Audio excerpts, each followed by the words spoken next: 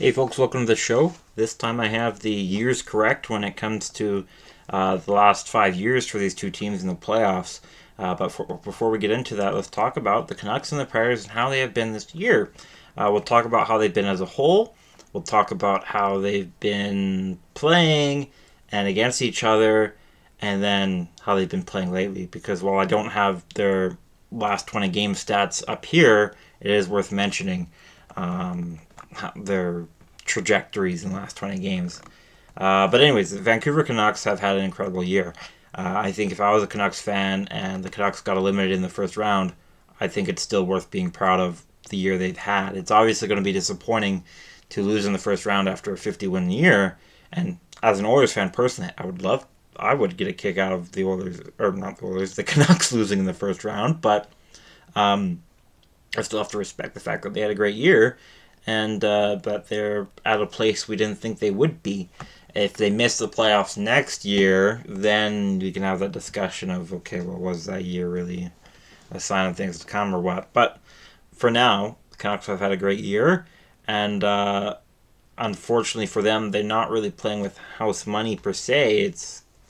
There is playoff expectations for them, which is kind of weird because they don't have a long playoff history in recent years, but they are having a very good year where at times in months this year they've been elite. That's why they've had 50 wins this year.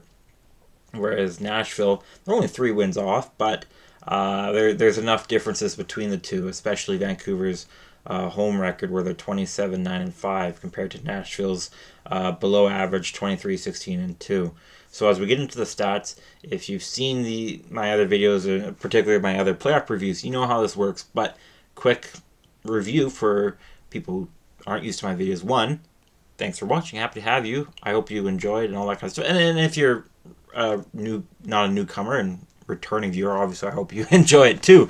But anyways, whoever you are, I hope you stick around because I enjoy this. But my point is, or the summary is, for the color coding is, if you're top 50% in a number, you're going to be blue. If you're bottom 50% in a number, or statistic I should say, you're going to be red. The deeper the color, the closer to an extreme you are. If your numbering is white, like for example, the shooting percentage for Vancouver means you're best or worst in the league. In this case, it's a white number on a blue background. It's best. I didn't do that in the last video, the Islanders and Canes. I do intend to do that more regularly of using white numbers because they're easier to read and they stand out more, which I think is good when you are the best or worst in a category. Excuse me. So anyways, I think the biggest difference between the two teams is the way that they play. Nashville likes games where there is over 60 combined shots. They like getting a lot of shots, and they are okay with allowing a lot of shots. It's not that they're allowing a lot of bad shots. Their expected goals against is only slightly below average, which I say only because they allow nearly 31 shots. They allow 30 and half, just over 30 and half shots, I should say, per game, which is bottom 10 in the league. So the fact that they aren't allowing a lot of high quality shots, as indicated by their expected goals against, here I'll navigate over there, it is good. You can see how they like to work on defense and where they're okay with you getting shots, but not these slot shots. Well, no team's really okay with you getting slot shots, but that's how they work. And they know they can do it because they have UC Saros playing in net. And they also are very good at converting with Philip Forsberg and Roman Josi the way they've been playing. So the way they work is a similar philosophy to Vancouver, but they take it a different direction. So the way the Predators work is, hey, we've got a better goalie than you. We're going to bank on that. So you can shoot all you want, but you're not going to get a good chance. And it's only a matter of time before your goalie gives up because Saros isn't. And Saros doesn't usually. He has had a slow start to the year. I think that's more to do with the fact that he's a smaller size. So when you're a smaller size, you have to be in form at all times. And it's hard to be in form at the beginning of the year. And because he's had one of the league's biggest workloads for the last couple of years. For the Canucks, they have a very similar way of looking at it, but it's also opposite from the Predators at the same time, where they're one of, if not the only team in which they shoot less than 30 shots a game, but allow less than 30 shots a game. And it's been good for them because they're great at converting, as indicated by their 12% shooting rate, which is best in the league. So they can look at that and say, we're going to limit your shots, and it's okay if you limit our shots in return because we know we're going to convert higher than you. And when you have Elias Pettersson, Quinn Hughes, Brock Besser, and JT Miller, among others, yeah, probably they are, and that's what's worked for the Canucks. So it's a similar style but also opposite at the same time between the two. I think it'll be very interesting to see which style wins out. Is it going to be these combined 60 shot games between the two teams, or is it going to be below 60 in a game? And if the Canucks are able to keep it below 60 shots a game between the two teams, can the Predators still win in that style? And vice versa, can the Canucks still win with these heavy shot loads? They have against the Oilers when they play Casey DeSmith. I mean, when they play Demko too, it's just... you can watch my Oilers reviews for that. Another big point of emphasis is that they both like to hit a lot. They're right next to each other when it comes to the amount of hits they like to throw per game, whereas they're not big fans of blocking shots. Canucks haven't needed to block as much as the Predators because they're just really good at taking away, and they have the best takeaway percentage in the league, which is takeaways versus giveaways. So at 56.01 takeaway percentage, the Canucks are the best, as I said, in the league at that, and which is why they haven't really needed to block that much. Both teams are closer to average when it comes to special teams, though the Predators are a top 10 team when it comes to getting power plays. The shooting percentage for the Predators is respectable. It's above average, but again, it's not the Canucks league leading 12%. Save percentage is above average once again for the Predators, but the Canucks team save percentage is a top 10, and the shutout difference is also another example. The Canucks obviously have had a better season. I can tell you that just by the fact that they have 50 wins compared to Nashville's 47. But they've been playing better. But that's not to overlook the Predators. The Predators are still a good team. And one reason that a lot of people could pick the Predators is their trajectory in the last 20 games. The Predators have been very hot in the last 20. We can extend it back to 30, or back to the All-Star break. We'll say back to the All-Star break. They've been very hot. They nearly had 20 games straight without a regulation loss. They hit a franchise record in that category, whereas Vancouver hasn't been winning as much lately. So there is a concern that the Canucks peaked early. And if you are familiar with Canucks history, you're familiar with the Canucks don't have enviable playoff success, like ever. They've been to the finals, I think, 3 times. Good on them for getting there 3 times, but they never won in any of those. They aren't regular cup contenders ever in their history. It's usually a one-off kind of thing. It's like, oh great, we did it. Are we going to build on this? No, we're not going to build on it. We're just going to get worse. Okay.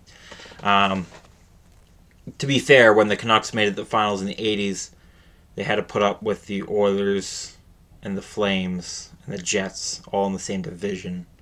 So it's pretty easy to fall off when there are those 3 teams in your division. The Jets were very good in the 80s, but they didn't look like it because in their division was the Flames, who could have been a dynasty, and the Oilers, who were a dynasty, arguably the best dynasty of all time. But that's a different video.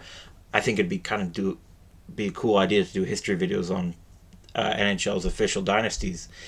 Anyways, back to the Canucks and the Predators. It's a weird video when you talk about NHL dynasties and the Canucks and Predators in the same video, because none of those teams have won a cup. So dynasties are quite off their minds right now. But anyways, so while the Nashville's had a very excellent last couple months, the Canucks it's not been mediocre. They've still been good. It's just not been their peak. And that's okay. You can still play good. You can still play great. You just got to play better than the other team. You don't have to play at your peak to win a round. You just have to play better than the other team does. And when it comes to the Predators, Vancouver does play better than the Predators whenever they have a head-to-head matchup. In all 3 of the games they played, the Vancouver Canucks won all 3 games, and in no game did Nashville score more than 2 goals. They scored 2 goals exactly in all 3 games. First, the Canucks won 3-2 on the road. Then the Canucks won in Vancouver 5-2 before winning 5-2 again back in Tennessee. However, it's worth noting all 3 of those games came before the Christmas break. And the reason I note that is what I've just been talking about, trajectories.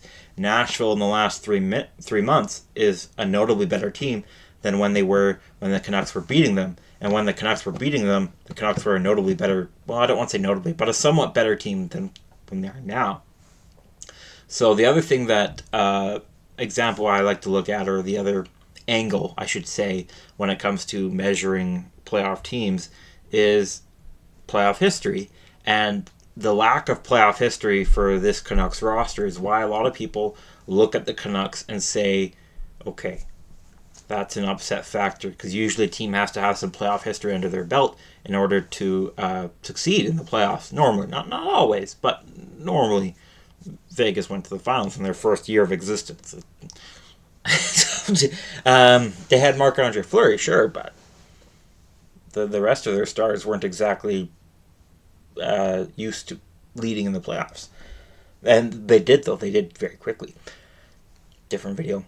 Anyways, I was listening to that too. I'm like, okay, I like having to pick a upset every once in a while, and I was thinking, yeah, I think the Canucks are going to be upset in this playoffs. And then it was confirmed they're playing the Predators. And while full respect to the Predators, and I do think the fact that Canucks trajectory is kind of going low and the Predators trajectory is going up higher, there is lots of reason to looking at that to say, okay, Canucks are an upset candidate. At the same time, it's not like the Predators have had much playoff success in the last 5 years. They've actually had opposite in a way. The Canucks have been to the playoffs once in the last 5 years, but did win in the qualifying round and the first round before losing in 7 games to Vegas. Meanwhile, the Predators have been in the playoffs 4 of their last 5, but have never advanced in any round in those 4 years. They lost in the first round in all those years except when they lost in the qualifying round to the Coyotes 3-1. They were also swept 2 years ago by the Avalanche, though it's worth noting the Avalanche went on to win the Cup that year, so it makes it a little better. Getting swept still hurts. It's just, well, at least it was the Avalanche. The Oilers got swept that year too. I remember that. We were just kind of happy we won 2 rounds and didn't completely suck against the Avs. Just were bad. The Avs made a lot of people look bad that year. But whatever. So that I think is, if you're really concerned about playoff history as a Canucks fan, you should be happy that you're playing the Predators from that angle, and that the Predators aren't bringing a lot of playoff history behind them either. But at the same time, maybe this is when the Predators break out, or maybe this is when the Canucks just have a late blooming kind of thing, which is why they've had 50 wins. I think if the Canucks do lose in the first round, they should be still happy with this year. It's kind of weird to have playoff expectations for a team that's not been in the playoffs for 4 years, yet the Canucks have that. I don't know if that's like a Canadian fan thing or whatnot. It's just kind of weird. It might also be because they've had 50 wins this year, but and with one more game to play.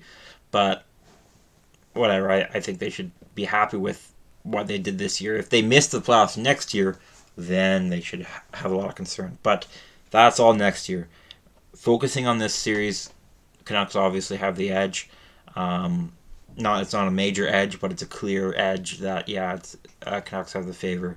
I think Saros and Yossi and Forsberg are going to steal a few games, but I think there's enough emotional maturity for the Canucks with Rick Tocchet at the head that they can win the series. I'm going to say it goes to 7 games. As I'm going to say, it's going to go to 7. I think Vancouver doesn't have enough emotional maturity to recover from a loss because, I'm not in their locker room. Maybe they do, but they haven't been in the playoffs in the last 4 years. So I'm kind of thinking, they might get shocked by a loss, but I think they have enough talent. And I like Quinn Hughes as a captain. I think Rick Tocchet's a mature enough coach and I like JT Miller as well in that regard, that they can win a round. they did in 2019-20, and then before losing to a really good Vegas team. So I'm going to say Canucks in 7. I do reserve the right to change that because when I'm predicting here, I'm looking only at these two teams. I'm ignoring all the others.